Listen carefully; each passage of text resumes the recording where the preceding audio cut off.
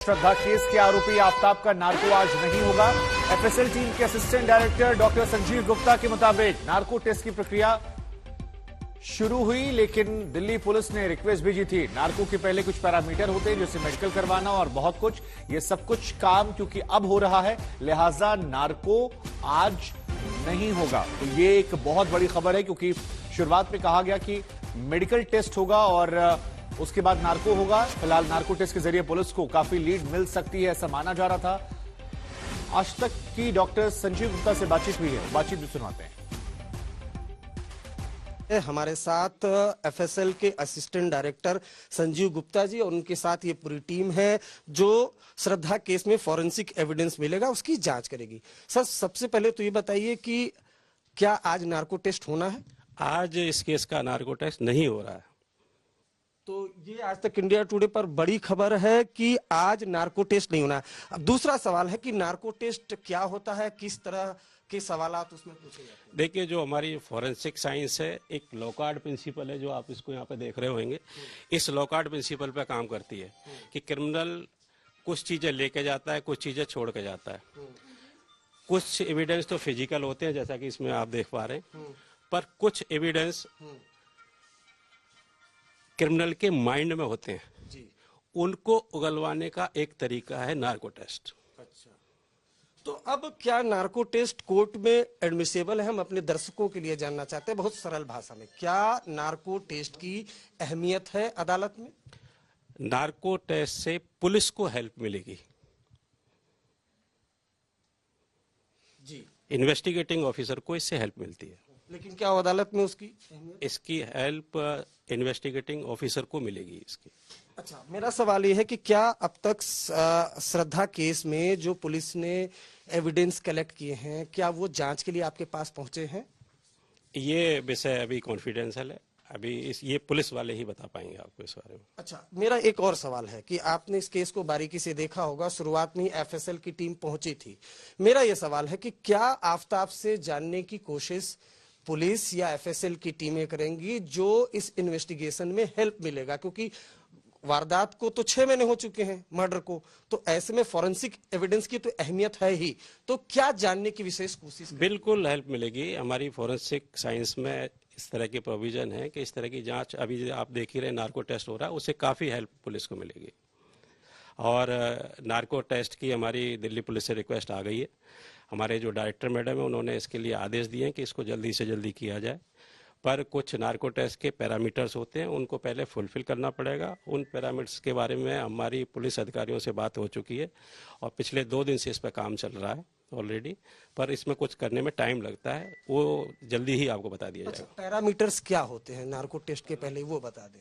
कुछ पैरामीटर्स हैं, कुछ मेडिकल टेस्ट हैं, कुछ साइकोलॉजिकल टेस्ट है, इस तरह के कुछ पैरामीटर हैं, वो जल्दी ही होने लगेंगे और उस पर हमारा काम चल रहा है। मैं फिर ये, अगर सर हैं उनसे भी और आपकी टीम है, ये पूरी टीम जरा दिखाइए कि ये वो टीम है जो पूरा जो श्रद्धा केस है उसको मॉनिटर करेगी। एफएसएल की टीम आज तक इंडिया टुडे पर हमारे साथ मौजूद है।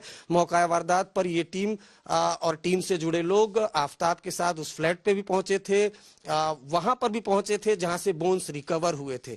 तो बहुत ज्यादा अहमियत इस बात की है। और अभी अभी असिस्टेंट डायरेक्टर ने ये कहा है कि आज नार्को टेस्ट नहीं होगा, लेकिन नार्को टेस्ट की जो प्रक्रिया है वो शुरू हो गई है। दरअसल नार्को टेस्ट के पहले कुछ पैरामीटर्स हैं, उनको फॉलो किया जाता है। तो पैरामीटर क्या, किसी कुछ मेडिकल चेकअप्स हैं या साइकोलॉजिकल बिहेवियर जानने की कोशिश की जाएगी, तो वो पैरामीटर्स पे काम शुरू हो गया। दिल्ली पुलिस के साथ मिलकर हम इसको जल्दी ही करेंगे। क्या एफएसएल में भी वो आएगा आफ्ताब?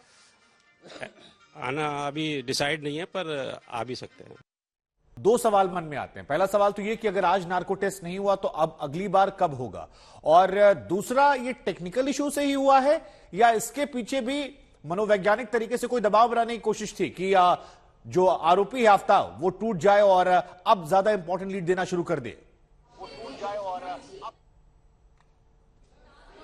बिल्कुल, देखिए आपने बिल्कुल सही ऑब्जर्वेशन है आपका। बिल्कुल ऐसा मुमकिन है कि दिल्ली पुलिस इस तरह की रणनीति अपनाती है, क्योंकि देखिए ये एक जो केस है, ये केस इस केस में एक मर्डर होता है, लेकिन मर्डर का खुलासा 6 महीने बाद होता है और जो कातिल है वो क्राइम सीन पर मौजूद रहता है और एक के बाद एक एविडेंस को मिटाता रहता है। जब पहले दिन एफएसएल की टीम पहुंची थी तो वहां पर सिर्फ किचन में एक ब्लड का स्टेन मिला था। पूरा कमरा कई बार साफ किया गया था, यहां तक कि फ्रिज को कई बार साफ किया गया था और आज तक पर ही पहली बार हमने खुलासा किया था एफएसएल के एक अधिकारी के जरिए कि जो आरोपी है वो बाथरूम में चॉप करता था जो श्रद्धा की बॉडी है उसको, उसके और चॉप करने के दौरान शॉवर चला देता था। तो ऐसे में बाथरूम में भी ब्लड के स्टेन नहीं मिले। सब कुछ डिपेंड करता है फॉरेंसिक एविडेंस पर।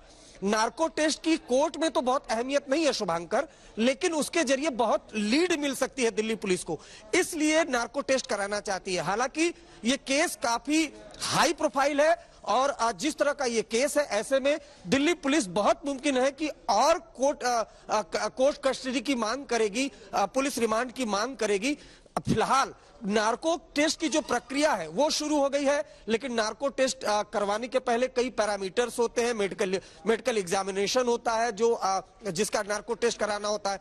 तो ये तमाम जो पैरामीटर्स है वो शुरू हो चुके हैं। एफएसएल की टीम को रिक्वेस्ट भी मिली थी, वो आपने सुना, वो टीम जो श्रद्धा केस में फॉरेंसिक एविडेंस की जांच करी है वो टीम आज तक पर मौजूद थी। इस वक्त हम एफएसएल में ही मौजूद है और अगर बताऊं यहां पर तो पूरी दिल्ली के जितने भी फॉरेंसिक से जुड़े जितने भी केसेस होते हैं उन सबका मेडिकल टेस्ट, उस सबके फॉरेंसिक एग्जामिनेशन के लिए इसी लेबोरेटरी में आते हैं। यहां तक कि ब्रेन से लेकर फिंगर तक की जो टेस्टिंग है वो इसी एफएसएल में होती है, फॉरेंसिक साइंस लेबोरेटरी में। लेकिन जिस तरह से सुबह अलग अलग कयास लगाए जा रहे थे नार्को टेस्ट को लेकर, वहां आज तक पर जो फॉरेंसिक साइंस के असिस्टेंट डायरेक्टर हैं उन्होंने साफ कर दिया कि आज नार्को टेस्ट नहीं होगा, लेकिन प्रक्रिया जरूर शुरू हो गई है। ठीक है, अब ये टैक्टिक थी या टेक्निकल इशू था ये तो वक्त बताएगा, लेकिन इस खबर पर नजर हमारी बनी हुई है। शुक्रिया अरविंद आपका।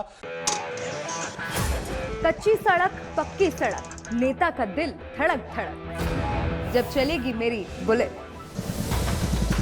झाड़ू की सफाई, पंजे का पंच या कमल का कमाल, कहां कूल कूल, कहां उलट पुलट, चल मेरी बुलेट। टीवी इतिहास का सबसे बड़ा चुनावी शो बुलेट रिपोर्टर मेरे यानी मलिका मल्होत्रा के साथ शाम 7:30 बजे सिर्फ आज तक पर। श्रद्धा मर्डर केस में आफ्ताब का ड्रग्स कनेक्शन सामने आया है। दिल्ली पुलिस की एक टीम हिमाचल प्रदेश के तोश गांव पहुंची। हम आपको बता दें कि ये वो गांव है जो ड्रग्स के लिए बदनाम है और ये पता लगा कि 6 अप्रैल को श्रद्धा आफ्ताब यहां पहुंचे थे। सुराग मिले हैं कि आफ्ताब के संबंध जो हैं वो ड्रग तस्करों से थे। अब सवाल ये उठता है कि उस रात आफ्ताब का कत्ल ड्रग्स के नशे में आफ्ताब ने श्रद्धा किया था या फिर वो ड्रग्स कंज्यूम करता है लेकिन जो कत्ल किया था वो होश में किया था। खैर, ड्रग्स थ्योरी को लेकर आपको ये रिपोर्ट दिखाते हैं।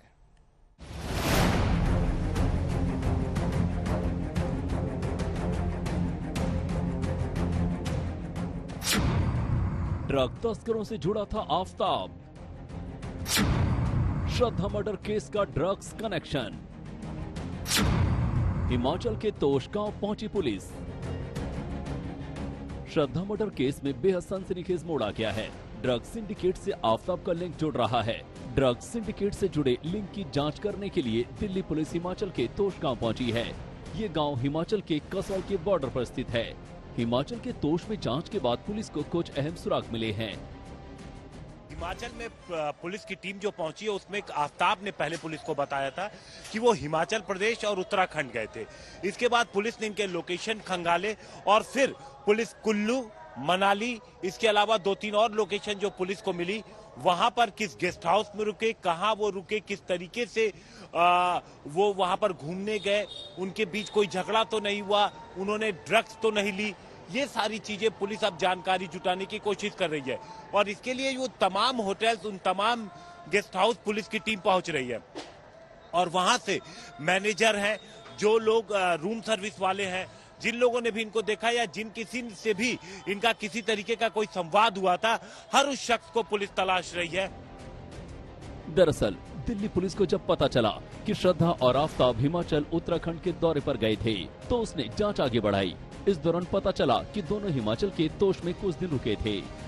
सबकी बात हुई थी और उनकी ऑनलाइन बुकिंग हुई थी और वो यहाँ 6 अप्रैल को ठहरे थे सर। 6 अप्रैल को ठहरे तो 7 को वो ट्रैक करने ऊपर गए कहीं कुटला नाम की जगह पे, तो वहाँ पर कैंपिंग करी उन्होंने। तो 8 को वो निकल चुके थे नीचे को। तो उसके बाद उनका ज़्यादा पता नहीं लगा, तो आज तक हमको ऐसा इसके बारे में कोई मालूम भी नहीं था। वो लड़का और लड़की थे, कपल थे आए हुए यहाँ पे। तो उस दौरान यहाँ पर काम करने वाले 2 लड़के बॉम्बे के भी होते थे, जिन्होंने उनको क्या नाम किया था, मतलब जिन्होंने रूम वगैरह दिए थे उनको। तो बाकी उनकी आईडी वगैरह है हमारे पास। तो दिल्ली पुलिस आबतोश का तिलिस्म तोड़ने में जुटी है। इससे पहले भी दिल्ली पुलिस सूत्रों से ये जानकारी सामने आई थी कि आफताब गांजे और चरस का शौकीन है। ड्रग्स लेने के अलावा आफताब क्या ड्रग्स की तस्करी से भी जुड़ा था, इसकी जांच दिल्ली पुलिस ने हिमाचल प्रदेश में की है। आफताब के फोन से तोश के कई ड्रग तस्करों के नंबर दिल्ली पुलिस को मिले हैं। तोश हिमाचल का ऐसा गांव है जहां चरस बेहद आसानी से घर घर मिलती है। यहाँ पुलिस भी जाने से घबराती है, क्योंकि यहाँ के गांव वाले गेस्ट का रिकॉर्ड नहीं रखते। इस वजह से ये नशे के शौकीनों की पसंदीदा जगह है। अब तक पुलिस को श्रद्धा के कत्ल में मोटिव यानी इरादे का पता नहीं चला है। उसके हवाले से ये बात सामने आई थी कि 18 मई को आफताब गांजे के नशे में था और इसी नशे में उसने श्रद्धा की हत्या कर दी। अब ड्रग तस्करों से आफताब का लिंक जुड़ा तो मर्डर केस में नशे का कनेक्शन चौंकाने वाला मोड़ ला सकता है। अरविंद ओझा के साथ हिमांशु मिश्रा, दिल्ली आज तक।